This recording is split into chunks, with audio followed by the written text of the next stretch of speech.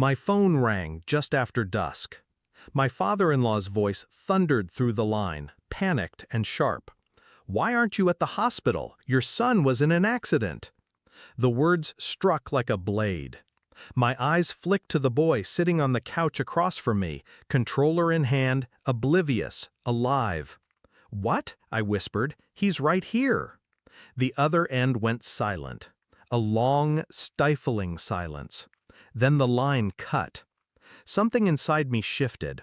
I grabbed my keys, pulled my son with me, and drove. The hospital parking lot was a sea of headlights and shadows. The corridors inside smelled of antiseptic and sorrow. A doctor led me down a long hall. His expression was carved from stone. This way. When I stepped into the room, my knees buckled. Because there, on the bed, was my son, bloodied, unmoving, machines humming faintly around him.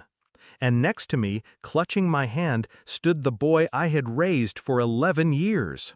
The world tilted. My breath caught, shallow, useless. 2 boys, identical, one broken on the bed, one holding my hand. I turned to the doctor, my voice raw. "What is this?" His eyes didn't waver. "You should speak to your wife." But she wasn't there. She didn't answer my calls. Questions tore through me. My son, sons, both existing, both mine and not mine.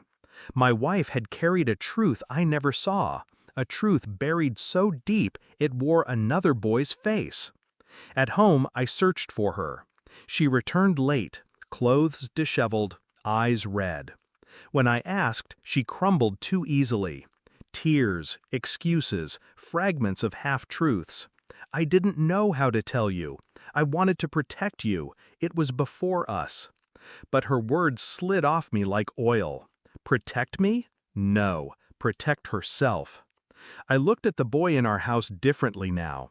Every smile, every hug, suddenly tainted with doubt. Whose blood ran in his veins? Whose child had I raised as my own? I didn't confront her again. Not yet. Confrontation would only breed more lies. Instead, I moved silently, strategically. DNA test kits ordered online. Swabs taken carefully. One while he slept, one disguised as a playful cheek swipe. Quietly, I mailed them. Quietly, I waited. Meanwhile, I studied her. The way she avoided my days. The way her phone never left her palm. The way she clung harder to our boy, as if sensing my distance. Nights stretched into silence. I lay beside her, eyes open, watching the ceiling, hearing the echo of my father-in-law's voice. "Your son was in an accident." Which son did he mean? Which son had he known about all along? When she spoke in her sleep, names slipped out. A man I didn't know. A name she never said while awake. My rage never erupted. I kept it buried, honed into steel. Rage is loud. Strategy is quiet. And I knew this was no longer about one boy or two. It was about truth. It was about betrayal that spanned over a decade. The envelope arrived 2 weeks later. Plain, clinical, absolute. I opened it at the kitchen table, the weight of it pressing against my chest like a stone. The words were merciless. He wasn't mine. The boy I had fed, clothed, loved, another man's blood. When she walked in, I handed her the paper without a word. Her face drained. She tried to speak, but nothing came. Tears streaked down her cheeks. "I'm sorry, please. You're still his father. You always will be." I looked at her with a calm she mistook for mercy. It wasn't mercy. It was the clarity of a blade. She reached for me, desperate, broken. I didn't move. In that silence, she knew. She knew forgiveness would never come. Revenge was not fire. It was ice. I prepared the documents, divorce papers, custody petitions, financial partitions, all before she could even beg again. Every angle calculated, every escape cut off. When I placed them in front of her, she collapsed into sobs. You can't just erase us." I tilted my head. "You already did." She clung to the boy, crying into his hair.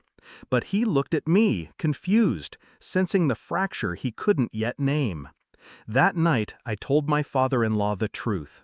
His silence confirmed what I already suspected. He knew. He had kept her secret, helped her bury it beneath years of deceit. 2 betrayals for the price of 1. I walked away from both. The house emptied quickly after that, her belongings gone, her voice gone, the boy's laughter gone. I didn't fight it. I didn't beg for what was never mine.